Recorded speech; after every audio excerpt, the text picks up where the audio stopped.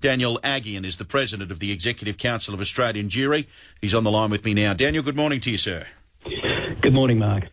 I want to come to your submission in just a second, but I started the show this morning and highlighted a few stories being reported today in The Australian, namely your submission to the Royal Commission, the fact that there are teachers uncomfortable teaching history around the Holocaust in the classroom, and the fact that a report that was put together by Mr Richardson has been shelved. Has anything changed aside from the Royal Commission for the Jewish community since what happened on December 14? Well, we've got more funding from the government for higher walls and tougher security protections, and we're grateful for that. But in terms of what's materially changed, no. The threat risk, if anything, is higher since Bondi than it was before. So it's fair to say there's still a heightened level of anxiety within the Jewish community, Daniel? There is a heightened level of anxiety.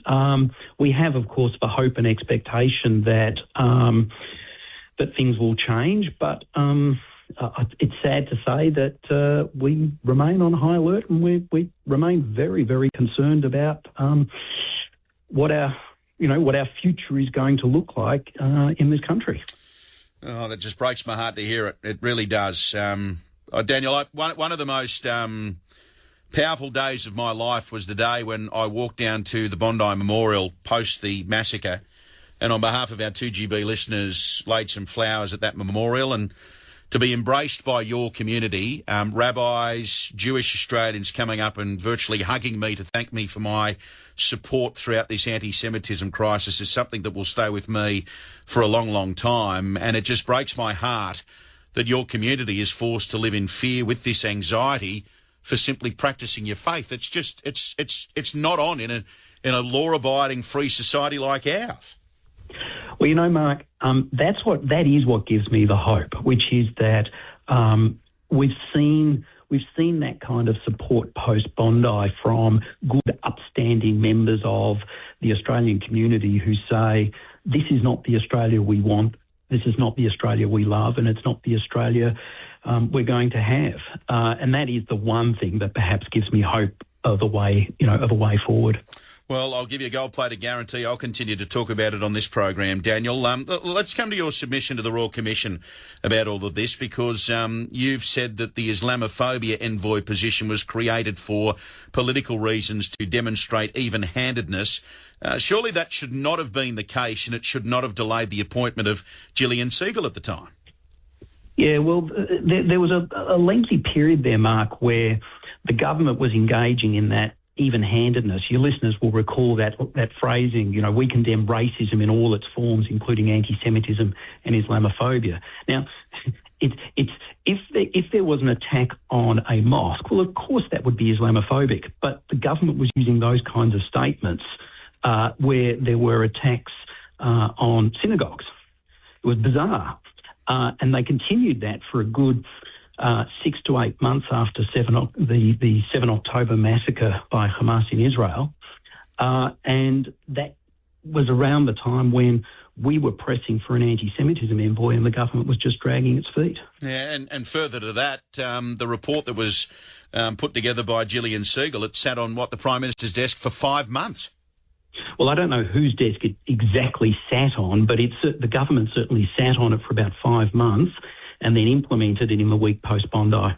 There was a real delay there, and we never got an answer as to why there was that delay. Now, unsurprisingly, the Islamophobia envoy, Aftab Malik, has taken aim at your submission. He says Muslim perspectives are cheapened when treated merely as a, quote, political balancing exercise. What's your response to that, Daniel? Well, as I read it, I don't think he's taking a swipe at my submission. I think what he's taking a swipe at is, and in this sense he's right, it is cheapened because the government has this sort of equivocation and, we've got to be nice to all sides, so we've got to do the same thing to all sides. I think he's right, but it does cheapen the Muslim experience when the government's answer is, well, we don't want to upset anybody, we don't want to lose votes in certain places, so what we'll do is when the Jewish community comes to us and says there is a real problem with anti-Semitism in this country, we'll acknowledge that and we'll say something about Islamophobia, and whatever we do for the Jews, we'll do for the Muslims as well. I agree with him. Yeah. I don't think it's a swipe at me. I think it's a swipe at the government. I think you're right, and it's, I read it this morning, and I'm thinking to myself, right, at the height of the anti-Semitism crisis, we had homes, cars, graffiti being sprawled on walls outside schools and preschools. We had synagogues being firebombed, graffitied as well. If there was an opportunity for the government to act at the time, why would they delay it by 6 months appointing an anti-Semitism envoy just so they could find an Islamophobia envoy? The attacks were happening on the Jewish community, which would indicate that we need an anti-Semitism envoy, Daniel. I don't know what's so difficult for the government to wrap their head around with all of that. Well, we needed a lot more than an anti-Semitism envoy, but that was the particular thing that we were pressing. And it was actually about 8 months. It was from December through to about July, December 23 through to about July. Now, on to what's happening in our education system, Daniel. This is the other part of the story today that I've been quite fired up about, this unwillingness from teachers to teach students about the Holocaust. I said off the top of the program, I think there's never been a more important time for students to learn about the Holocaust and the murder of 6 million Jews. But apparently teachers are saying, well, because of what's happening in the Middle East, it's uncomfortable having to talk about this in the classroom. That's surely not acceptable. Well, it's not acceptable. And there's two issues there, I think. The first one is the whole point of the post-Holocaust education is to prevent genocide from occurring. That's the whole point, to teach and educate. So that's the first thing. It's a terrible thought that because of the conflict halfway across the world, we can't teach, or people are scared to teach.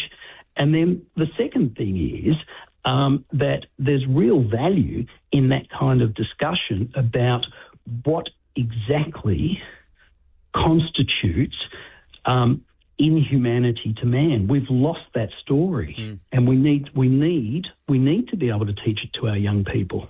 Well, and the other thing here, Daniel, is that the word genocide gets trotted out by some of these activist groups and protesters on a weekly basis in some respects. And, if they actually sat down and learnt what a genocide actually is, they would realise that what they're campaigning and advocating for and, protesting on the streets of Sydney, it pales into insignificance compared to what happened during the Holocaust. Well, that's exactly right. And then you can start to talk about what might be thought to be real genocides. That is to say things like, what happened in Rwanda. There's various other, the Cambodians with Pol Pot. When we talk about elimination or destruction of a people, then we can have a proper discussion about it. But if you're not prepared to teach it because you're too scared, that suggests a failure in the teaching method itself. Daniel, on to the Royal Commission. I said earlier that I've been enlightened by the fact that the Commissioner, Virginia Bell, has rejected applications on no fewer than 3 occasions to keep information secret from a government perspective to the Commission. So for that, I applaud the Commissioner. Having said that, Dennis Richardson's review being shelved now by Commissioner Bell, what's your response to that? Are you happy with that, or should this form part of the Anti-Semitism Royal Commission? I think it really is up to Commissioner Bell as to what her final report is going to contain. We've already seen the interim report, and that's promising. We've seen the approach that's being taken in the Commission, and that's promising. So I think it's a bit early to sort of suggest that any particular report has been shelved or not, because it may, for example, we may find echoes of it or parts of it critically in the final report. So from the Jewish community's perspective, it's very much a wait and see. But I guess what we'd say is so far so good. All right, so far so good. And unfortunately, we've seen another attack this morning, this time in Montreal. Daniel, I'm sure you're aware of what's happened over there, a horrifying shooting in a Jewish neighbourhood that's left 3 people dead, including the suspected attackers. So anti-Semitism, it's still playing out not only here in Australia, but in other parts of the world as well. Yeah, the last I saw was they hadn't yet identified it to be an anti-Semitic attack, but of course when it happens in a Jewish neighbourhood, you're always worried because it increases the likelihood that it is. We know that Mike Burgess, the head of Aghion, has said that the risk post-Bondi is higher than it was pre-Bondi. And it's a very concerning thing that we have to prepare for the likelihood that there will be further attacks around the world, including potentially even here in Australia. Oh, it sends a shiver down your spine when you hear that. Yeah. Anyway, it's 6 months on, and it's got to change, Daniel, and it's the reason why I really wanted to centre on it today, because I have been quite outspoken about anti-Semitism and what led up to December 14. Thank you for what you do for the Jewish community, and please know that you've certainly got a vocal supporter in me on this particular radio network. This radio station as a whole supports the Jewish community, and we never want to see what happened down there at Bondi on December 14. And I'm in contact with victims' families on a regular basis, and they're very grateful for the support. But please know that while ever this is ongoing, we'll continue to fight on behalf of all Australians, namely the Jewish community that feels threatened and is living through that heightened sense of anxiety. I really appreciate your time. Thank you, Daniel, as always. Thank you, Mark. Very much appreciated, and appreciate your support and the support of your network.